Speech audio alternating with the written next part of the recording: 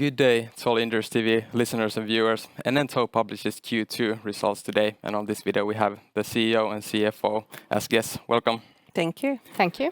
So we could start off the interview with the traditional highlights of Enento's Q2. If you could give a small recap. Yes, I will.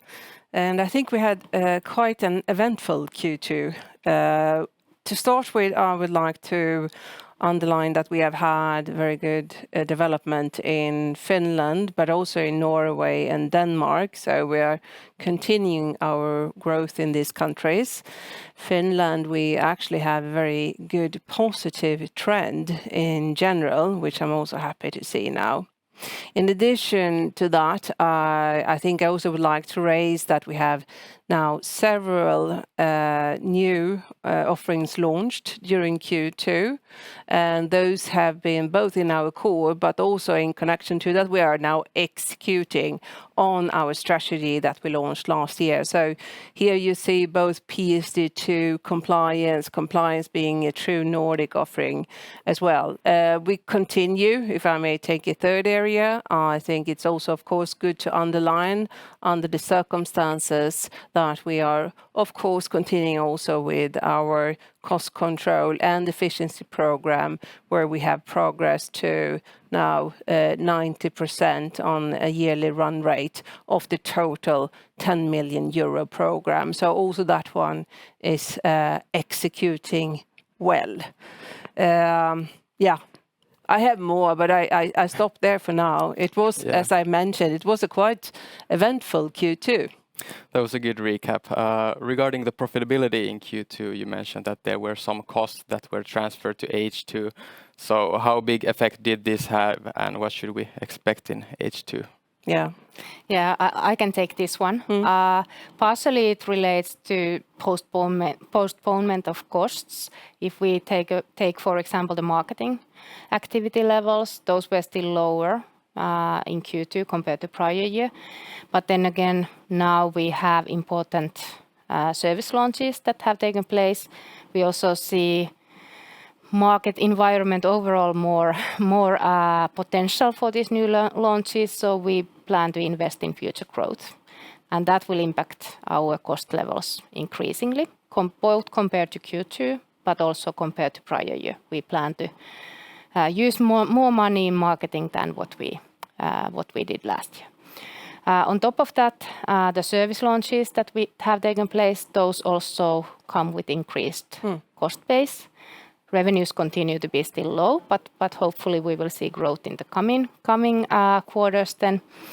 And then thirdly, the materials and services, there we are experiencing also cost inflation. Government in Finland has been and continues to increase prices in relation to certain data that will increase our cost base going forward.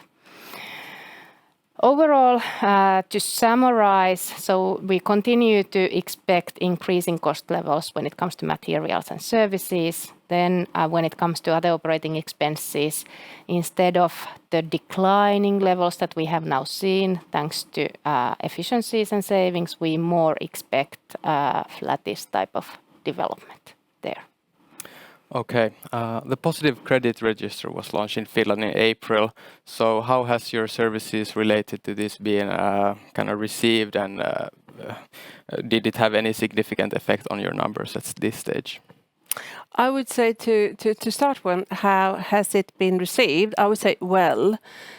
We have successfully integrated our customers into the register, and actually we also have additional customers now who we have helped to integrate to the Finnish positive credit register. And that has also meant that we have had some positive revenue in connection to that one. So the customers are then sharing, let's take it like this. The customers are happy. We have had some extra revenue in connection to that. The integration has worked well. So far, so good. Regarding Sweden, something we haven't discussed on these videos yet is the public discussion about over-indebtedness and how to prevent it. One suggestion has been a license-based credit register, and you have mentioned that this isn't the best solution. So in what stage is this conversation at this moment? Actually, we don't have any news since the last time we discussed this in the earlier quarter. This is still something under evaluation. And we do foresee that there might be more information shared during the autumn. Whether it is a licensed, whether it is a renewal of the discussion of an alternative version, or if it is so that the communication will actually focus on other areas like interest rate cap, we don't know. You finally gave a guidance for revenues where you expect the revenues to decline from last year, but the H2 development should be better than in H1.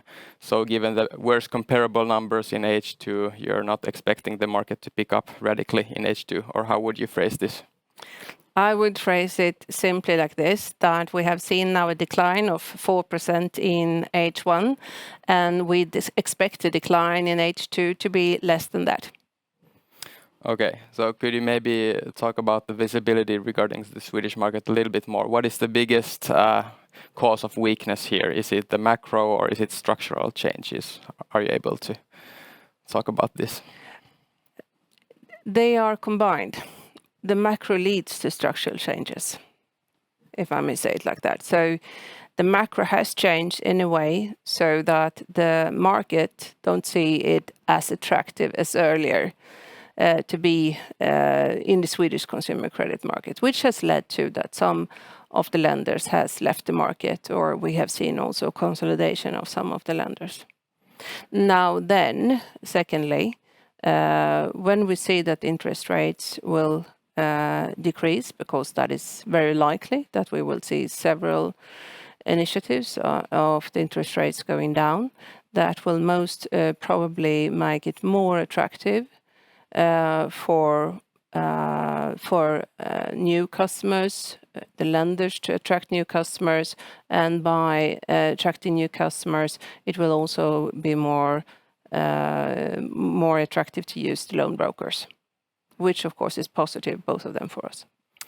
Okay. Lastly, we could talk about the M&A outlook. How does the M&A market look like at this stage, and what kind of targets are you looking for at this moment? We are continuously looking for, so I would like to underline that it's not new in any way. We are continuously looking at M&A, and we are having a pipeline of companies that might add to either the data, or they can add with certain kind of tech connected to either gathering or sharing data, or last but not least, of course, also a customer base could be interesting. Though, to conclude on whether we do an M&A, that value needs to be better than if we are, so to say, developing it ourselves. So far, we have seen that we continue to develop this on our own, most of them, and sometimes we also partner up with suppliers, for example, of data, when we are not ready to do the full investment yet. So M&A is relevant, continues to be relevant, but there are of course also alternatives to the M&A, and we are choosing the path forward which gives the best value for our shareholders.